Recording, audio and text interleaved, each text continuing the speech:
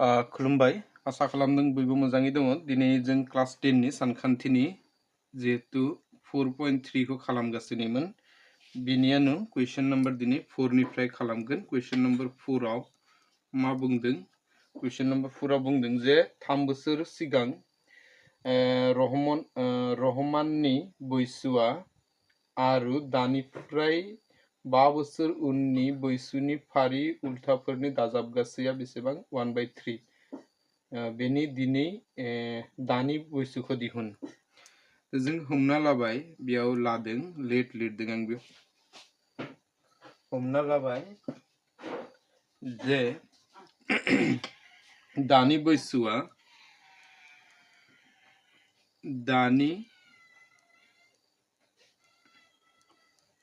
दानि बैसोआ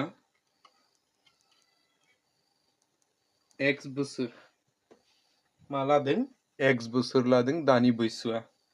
ओमफ्राय सोंथियाव मा बुंदों सोंथि बायदि आं डाइरेक्ट आनो बेखौ लिरनो नागिरदों सोंथियाव मा बुंदों जे 3 बोसोरनि सिगां रहमाननि बैसो आरो दानिफ्राय 5 बोसोरनि उननि बे जादों रहमाननि दानि बैसो माने प्रेजेंट एज दानि बैसोआ बेसेबां x 3 बोसोर सिगां जिहेतु सिगां बुंदों बेनिफ्राय बेखौ दानख'नांगौ आरो दानिफ्राय 5 बोसोरनि उननि दानि बैसोआ बेसेबांमोन x बेनिफ्राय उननि माने उननि बुङोबा दाजाबनांगौ बेसेबां 5 बोसोर बेनिफ्राय बेनि उननि बैसोनि फारि उल्थाफोरनि दाजाबगासै बेनि फारि उल्थाफोर माने बेखौ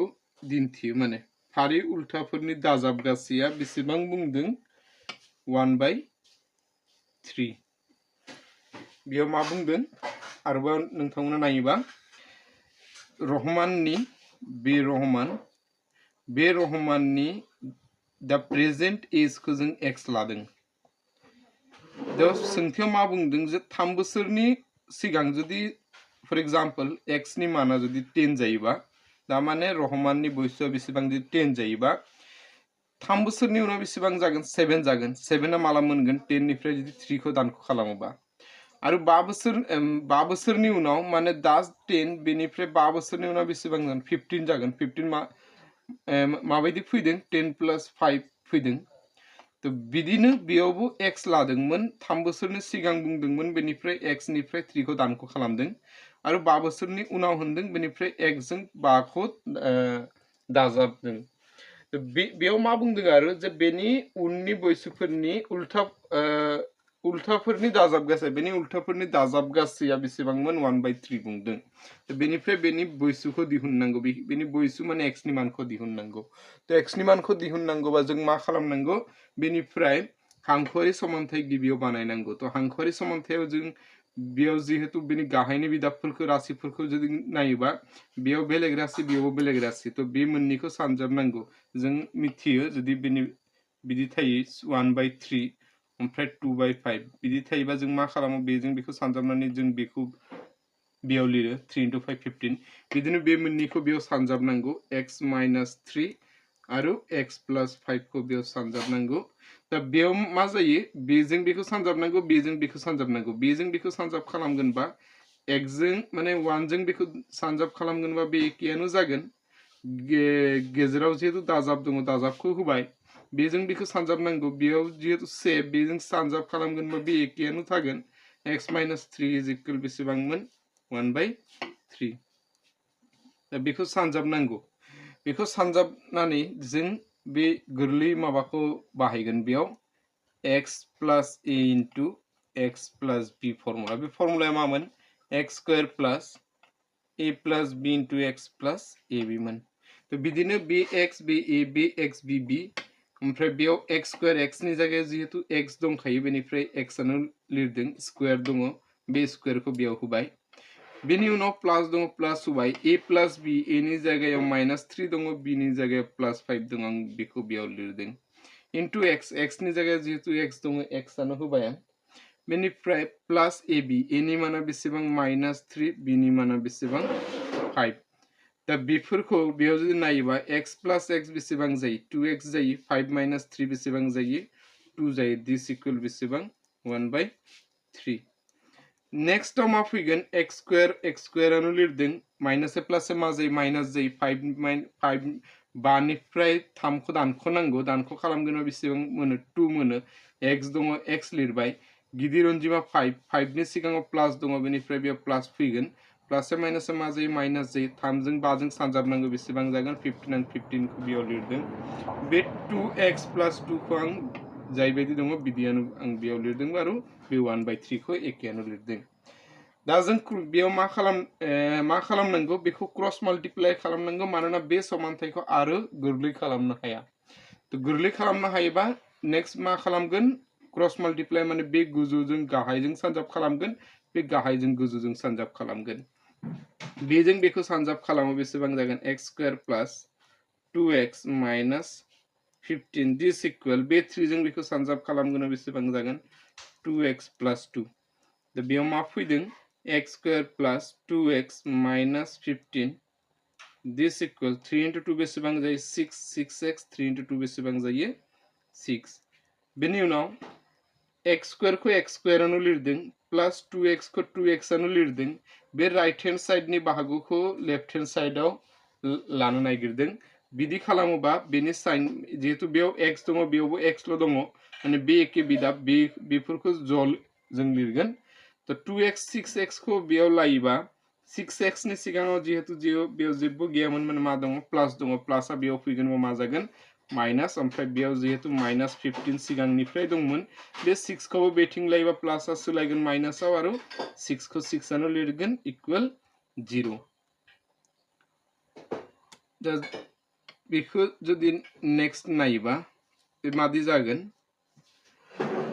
x square आनो जागोन x बेयावबो x तो बेनि थादेर अनजिमा 6 बेयाव 2 बेयाव प्लस बेयाव माइनास प्लस माइनास मा जायो माइनास जायो 6 निफ्राय 2 खौ दानख'नांगौ बेसेबांमोन 4x गिदिर अनजिमा 6 नि सिगाङाव माइनास दङ माइनास होबाय बेयाव माइनास माइनास होदों 15 plus 6 बेसेबां जायो 21 जायो दिस इक्वल 0 बेयाव जेहेतु जों जौगानाय समानथाय माने ax square plus bx plus c is equal 0 बे फर्मुलाखौ जों बेयाव मोनबाय दा जों बेनिफ्राय बेनि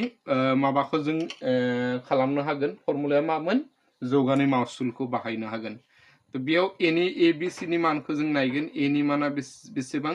जेहेतु x स्क्वायर जों जेबो गैया माने बेयाव से फैगोन b नि माना बेसेबांमोन -4 आरो c नि माना बेसेबांमोन -21 a b c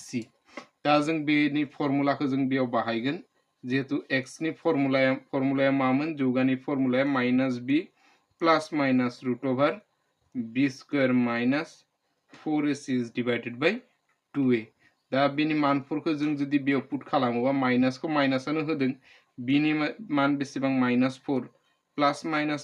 खौ आं बेयाव होबाय b स्क्वायर b नि माना -4 स्क्वायर दङ स्क्वायर होनांगौ -4 a नि माना से आनो लिरदों c नि माना -21 आनो लिरदों 2a नि माना बेसेबां 1 आनो लिरदों दा बेयाव माइनास मा जायो प्लस जायो बेयाव 4 लिरदों प्लस -4 होल स्क्वायर माने -4 मोननै सानजाब जागोन माइनास मा जायो प्लस जायो 4 into 4 बेसेबां 16 बे 16 खौ आं बेयाव लिरदों माइनास मा जायो प्लस जायो 4 सानजाब से 4 सानजाब से 4 सानजाब 2 बेसेबां जायो 8 जायो 8 खौ आं बेयाव लिरदों गाहायाव बेसेबांमोन 2 सानजाब से 2 बेनि उनाव मा जागोन 4 लिरदों प्लस माइनास रूट ओभार बेजों बेखौ दाजाब खालामगोनबा 6 plus 4 10 जायो 8 plus 1 9 9 plus 1 बेसेबां जायो 10 गाहायाव 2 दङ बेनि उनाव 4 प्लस माइनास 100 माने मा जायो 10 into 10 बेसेबां जायो 100 जायो तो 10 बेयाव बेसेबां फैदों मोननै फैदों माने 10 मोनसे लिरनानै स्क्वायर होनो हायो आरो जों मिथियो जुदि रुटनि सिङाव स्क्वायर फैयोबा स्क्वायरजों रुटआ केन्सेल जायो ओमफ्राय बे बेसेबां थागोन 4 प्लस -10 by 2 बेखौ जेहेतु आरो गोरलै खालामनो हाया दा बेखौ प्लास माइनास खालामनांगौ जिहेतु बेयाव प्लास आरो माइनास मोननै दङ त बेयावनो खालामनो हाया बेखौ आयदाराव खालामनांगौ सिगांनि बायदि आयदार लिरदों x is equal 4 गिबियाव प्लास जों खालामनि तो बेयाव बेसेबां फैगोन 4 + 10 बेसेबां 14 14/2 14 खौ 2 जों रानोबा बेसेबां मोनो 7 मोनो बिदिनो अरखौ जों जुदि खालामोबा 4 बेयाव -10 अनजिमाया एखेयानो जागोन बेयाव प्लास होदों बेयाव माइनास होदों 10 निफ्राय 4 खौ दानख' खालामो बेसेबां जागोन 6 जागोन गिदिर अनजिमा 10 10 नि सायाव माइनास दङ माइनास होबाय 2 6 खौ 2 जों रानोबा बेसेबां जागोन 3 जागोन बेयाव माइनास दङ माइनास दंमोन माइनासखौ बेयावनो होदों that means x नि माना बेसेबां जागोन 7 आरो -3 तो सरी आरो मोनसे बाथ्रा दङ बेनि जेहेतु बैसुखौ दिहुननांगौ बेनि बैसुआ बेसेबां जागोन बेनि बैसुआ जागोन जिहेतु बेयाव मोननै एन्सार मोनदों x नि माना 7 बो मोनदों 3 बो मोनदों दा बाथ्राया जादों मानसिनि बैसुआ मालाबाबो दानख'थाय अनजिमा जानो हाया सोरबा जुदि नोंथांमोनखौ सोङो जे नोंनि बैसोआ बेसेबां नों मा बुंगोन नों जुदि 12 बोसोरनि 12 बुंगोन 12 आनो लिरगोन जुदि 15 बोसोरनि 15 आनो लिरगोन -15 तो माने लिरजाया तो बिदिनो जों बे एन्सारखौ जों लानो हाया मानोना बे दानख'थाय अनजिमा जों माखौ लागोन बे 7 खौ लागोन माने बेनि बैसोआ जागोन बेसेबां 7 बोसोर माने जोंनि फिना बेसेबांमोन 7 बोसोर बे जादों जोंनि एन्सार बिदिनो नोंथांमोना बेखौ खालामनो हागोन नेक्स्ट क्लासाव आं 5 6 माने 5 निफ्राय खालामनो ट्राइ खालामगोन दिनै एसेनोसै गोजोन्थों